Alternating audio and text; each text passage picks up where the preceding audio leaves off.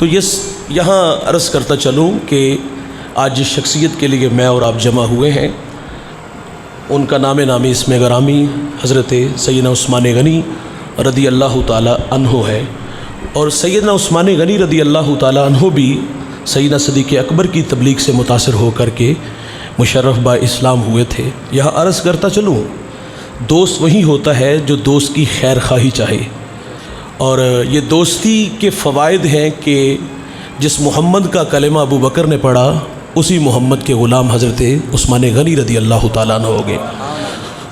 دوستی آخرت بنا دیتی ہے، اور اگر دوست اچھے نہ ملے، اور یہ ہمیں خیال کرنا ہوگا، ہم اپنے بچوں کی دوستیوں پہ بھی غور کریں کہ ہمارے بچوں کا اٹھنا بیٹھنا کیسے لوگوں میں ہے۔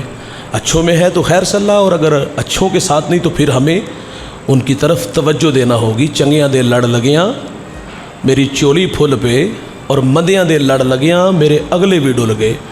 اچھی دوستی عاقبت بنا دیتی ہے، اور اگر دوستی اچھی نہ ہو تو ہمیں یاد آتا ہے وہ اخنس بن شریح کا انجام کو، جو اسلام کی سرحد تک پہنچا لیکن برے دوست کی دوستی نے اس کو جہنم میں ڈال دیا۔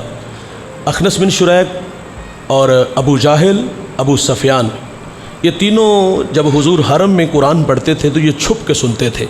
ایک چونک میں ملاقات ہوئی تو کہا سارا دن مخالفت اور رات کو آ کے قرآن سنتے ہیں، قوم کو پتہ چلے گا تو وہ ہمارے بارے میں کیا رائے رکھیں گے۔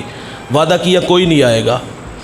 دوسرے دن تینوں پھر اس غرض سے، اس وجہ سے آگے کہ ان دونوں میں کوئی نہیں آئے گا، اور پھر جب کلام سن کے واپس آئی اسی چونک میں ملاقات ہوئی تو عرب کی سب سے بڑی قسم اٹھائی کہ اب کوئی نہیں آئے گا۔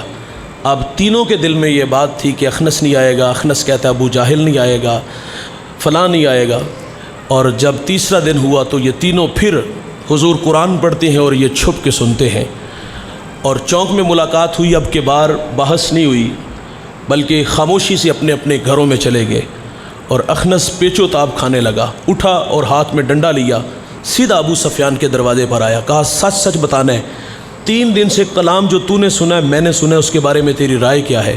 کہا کچھ باتیں میری سمجھ میں ہیں، کچھ کلام اور کچھ نہیں۔ کہا چلو ابو جاہل کے دروازے پر، اور ہاتھ میں ڈنڈا ہے، کہا کہ سچ سچ بتانا ہے، 3 دن سے جو کلام تو نے سنا میں نے سنا، اس کے بارے میں رائے۔ اس نے جب دیکھا نا کہ یہ تو بالکل اسلام کی سرحد پہ کھڑا ہے تو اس نے چکنی چوپڑی باتیں کی کہ حاجیوں کی خدمت ان کے پاس، اگر ہم نے انہیں نبی مان لیے تو ہمارے پلے کیا رہے گا؟ تو علماء کہتے ہیں یہ اسلام کی سرحد پہ پہنچ گیا تھا، لیکن برے دوست کی دوستی نے اس کو پھر اندھیرے میں لے آیا۔ تو اس لیے دوستیوں پہ غور ضرور کیجئے گا، اچھے دوست کی صحبت کتنا بڑا اعزاز دے دیتی ہے۔